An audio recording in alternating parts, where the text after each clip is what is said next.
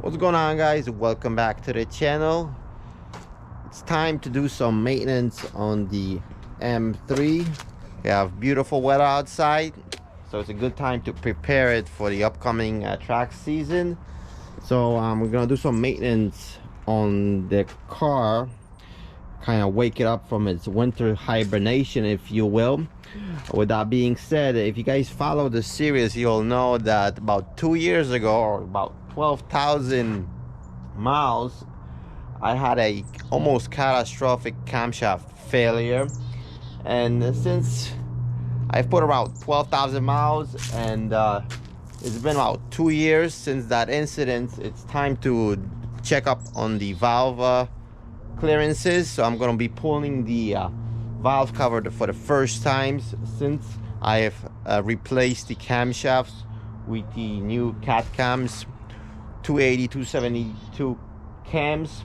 So I'm very interested to see what's underneath. I mean, the car is running flawlessly, so I can't really complain, but I just want to see and check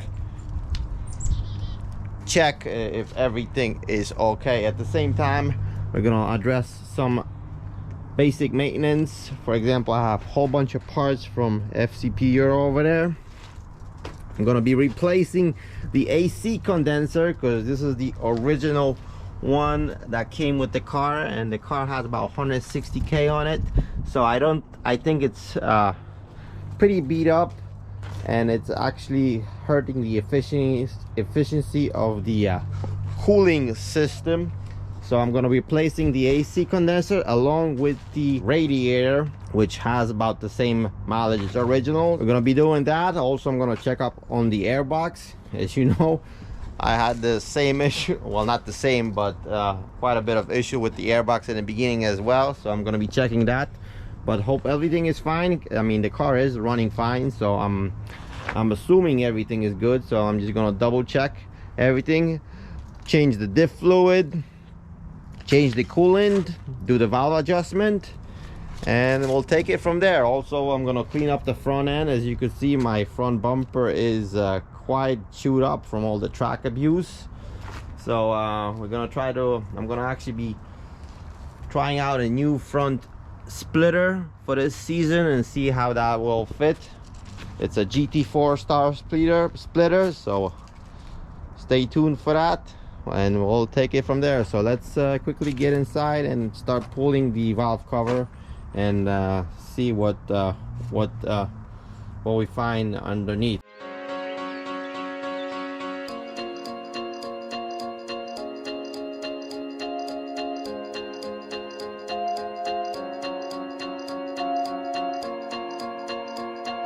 Guys, while we take the valve cover off, if you haven't never cleaned your PCV, your crankcase ventilation breather, see how I mounted mine is kind of disgusting inside. You obviously could buy a brand new one, but I'm gonna try with my trusted solution, that is the Simple Green, combined with boiling water, and submerge this for a couple hours while I do the valve adjustment, and this should come out brand new. So we'll check back. I'm gonna submerge it, and the Simple Greens should dissolve all the gunk inside, as you guys saw probably in my camshaft video where I cleaned the various engine parts with this solution, and it basically came out like brand new. It took all the varnish off. So I'm gonna try that now. Got some Simple Green inside, submerge it, boiling water, cover it, and that should do it. I'm gonna cover it so it keeps the heat in there. I'm gonna add some more water. It looks like it's kind of low, and we'll take it from there. All right, back to the valve cover. Got a head storage over here. Took some of the components out already. Chose to do this outside. Normally I would do it in the garage, but I don't plan this for it to take not long, so it should be fairly quick procedure. I just want to check, make sure everything is according to spec under the valve cover, and there's no odd wear anywhere on the lobes. As you guys know, what I discovered, or what happened about 2 years ago. So let me just take this off and let's see, we're almost there. All right, here it is, moment of truth. Let's see what awaits underneath.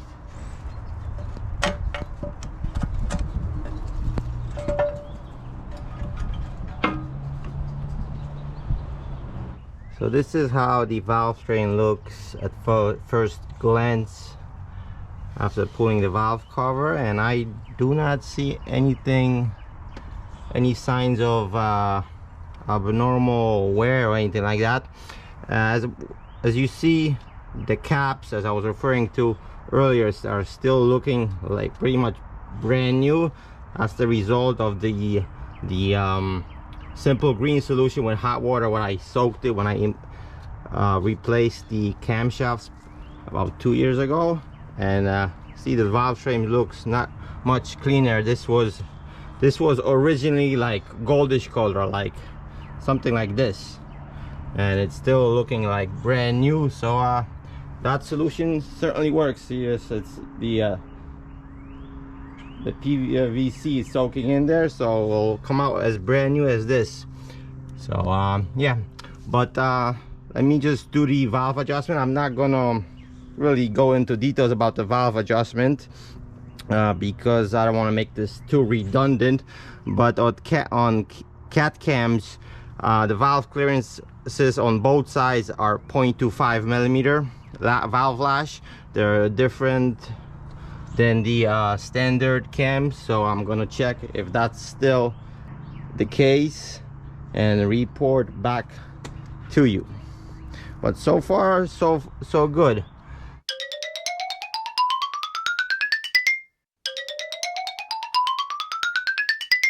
We are done with the valve adjustment, and to my surprise, not a single valve needed readjustment, except maybe cylinder number 3, which was kind of below 0.25.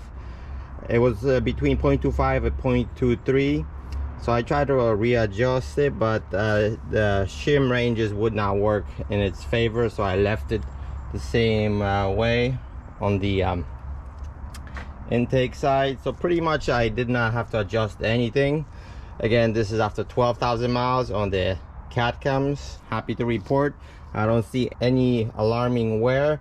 One of the lobes has something like this, which looks like a scratch, but I don't think it's really a scratch, because like the fingernail does not catch on it. So I'm not really worried, but other than that, everything looks good. So let me button everything up, and we'll move on from there. So let's make this quick. Also, a common misconception out there is when you're installing the new valve cover gaskets to put RTV on the half moons. That's a bad idea. Don't make your life harder than it already is. Just install it the way it came in the package. There's no need for RTV for all of you out there that's doing this first or second time. Trust me, I've been through these like at least 10-12 times, and that's the best way. No RTV and it will never leak. By the way, the OE gaskets you could reuse up to 2 times. If you are interested, but I change them every single time. Does not hurt. All right, let me button this up, show you a little trick, how the easiest way to get the valve cover aligned. And because this seems to be the most people struggle with, to align this line, the vent line, and this banjo bolt. And most people try it first and try to tilt it, which I don't think that works the best. The easiest way is to just clamp the valve cover in a few places, and then see, once it's clamped down, all you do is you could just basically, the hole is aligned with the line, and you could just thread it in. Obviously this is not the way it's supposed to be yet, because I'm holding a camera, so I can't really secure it, because there's a copper crush washer that goes on this side as well. So I'm going to take it out and secure it safely, but I just wanted to show you how it's the easiest way to align this banjo bolt. All right, all buttoned up, ready to fire basically. This where it went really smoothly. I thought I was gonna have to adjust some valves, but so it happened I did not. So I'm very happy about this situation. So it's time to move on. I'm gonna put the plastic pieces back on, and we're gonna move up to the front end because, as I mentioned prior, as you see, my AC condenser is degrading itself. It's the original one. Also, we're gonna replace the radiator because I think the coolant efficiency is not as it can be. It's not overheating, but might as well. It's 16 years now, so it's definitely been through a lot. So I'm gonna button everything up. Oh, I forgot to take a picture of the cleaned crankcase ventilation, and basically it looked brand new. I'll show you the water. See how that's what the water looks like after the whole PCV soaked in it for about an hour while I was doing the adjustment. So it's basically like brand new. Now let's check out the airbox, clearing the air filter, and check the insides, make sure everything is okay. If you follow the series, you'll know what happened to me prior to my prior airbox. So hopefully I'm not expecting to find anything similar to what I encountered at the end of 2020. So let's see. Oh, the filter is a little bit dirty, which is to be expected. All right, let's check it out.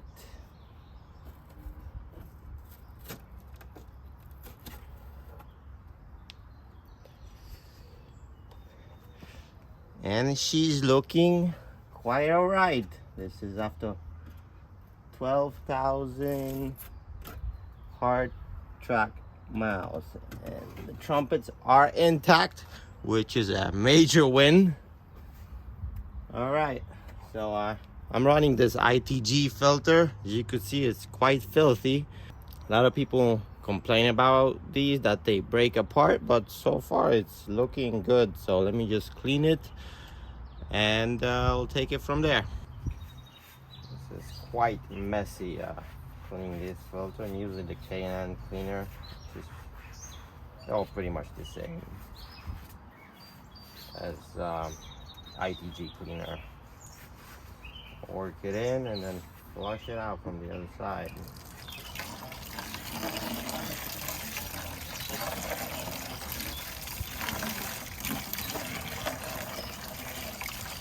Wow, all that dirt is coming out. I can feel it on my hand. The warm water really helps too. Oh, look at the water, it's quite filthy. So we're cleaning, we got the filter properly oiled, and now we could just simply reinstall it.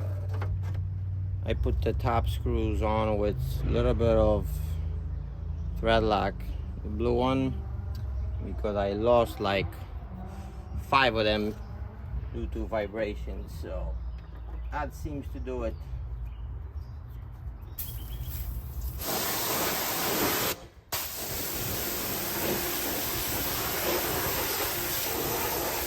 Washed the engine bay a little bit while I was at it, and we will continue refreshing the front end in the next episode, so stay tuned.